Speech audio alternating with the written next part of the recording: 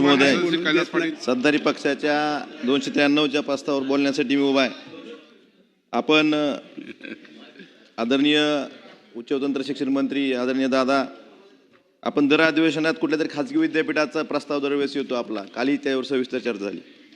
पण दादा, मराठवाड्यातलं धाराशिवसारखं एक आकांक्षित जिल्हा, आमच्याकडे डॉक्टर बाबासाहेब आंबेडकर मराठवाडा विद्यापीठाचं उपकेंद्र आहे.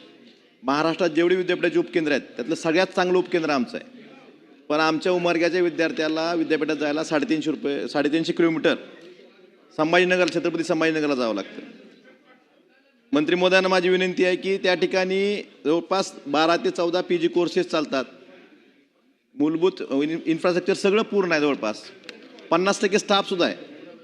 गेल्या अनेक वर्षापासून धाराशिव जिल्ह्यातील विद्यार्थ्यांची, सर्व शिक्षणप्रेमींची मागणी आहे की या उपकेंद्राचं रूपांतर पूर्ण विद्यापीठात व्हावं. आणि यासाठी शासनानं मागे एक बचाव समिती नेमली होती. त्या बचाव समितीनं तसा अहवालही शासनाकडे सादर केला आहे.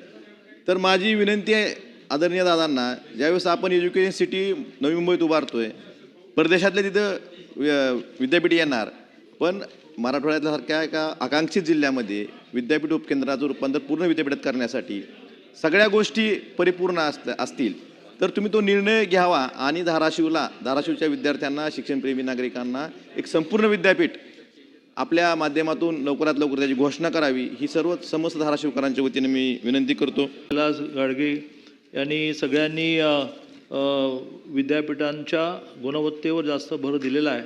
मला असं वाटतं की तरीही एखादा मुद्दा राहिला असेल की ज्याने मांडलं आणि हा मुद्दा कुठे सुटला. धाराशिवमध्ये आपण म्हणलं का धाराशिवमध्ये विद्यापीठ करा. आपण विचार करू. आता गेल्या वर्षी काय केलं आपण, मराठी भाषा विद्यापीठ सुरू केलं आपण. आता बच्चू कडूजींचा खूप दिवस आग्रह चाललेला आहे की दिव्यांग विद्यापीठ एक सुरू करा. मग राज्यपालांचा आग्रह असा आहे की आदिवासींचं एक विद्यापीठ सुरू करा. मग त्या दोन्हीला आपण सोल्युशन काढलं की त्याची प्रत्येक विद्यापीठात डिपार्टमेंट्स काढायची. तुमचा मात्र आग्रह बरोबर आहे की तुमच्याकडे सबसेंटरच्या नावाखाली विद्यापीठासारखंच कामकाज चाललेलं आहे. आणि मूळ युनिव्हर्सिटी ग्रँट कमिशनचा आग्रह आहे की प्रत्येक जिल्ह्याला एक वेगळं विद्यापीठ असावं. महाराष्ट्रात त्यातल्या त्यात सोलापूरला आपण हे करू शकलो. गडचिरोलीचं सुद्धा 3 जिल्ह्यासाठी करावं लागलं. त्यामुळे याचा नक्की विचार करू.